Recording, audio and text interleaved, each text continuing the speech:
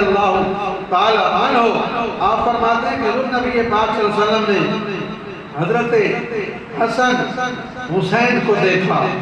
نبی پاک صلی اللہ علیہ وآلہ وسلم نے جب حسن اور حسین کو دیکھا، حضور منبر پر واز کر رہے تھے، تقریر کر رہے تھے،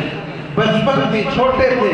حسن اور حسین لڑکھڑاتے، کبھی اٹھتے کبھی بیٹھتے، چلتے آگئے، آمے کا وقت حضور واز کر رہے ہیں، حسن اور حسین تشریف لے آئے، حضور نے منبر کو چھوڑ دیا،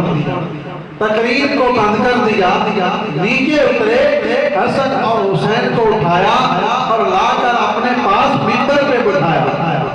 اور فرمایا کہ یہ اولاد، یہ جو ہے یہ آزمائش ہے، دیکھو میں نے اپنے بیٹوں کو نیچے گرتے اٹھتے دیکھا، میں اٹھا کر اپنے پاس لے آیا ہوں، ان سے فرمایا کہ میں محبت کرتا ہوں، میرے صحابہ،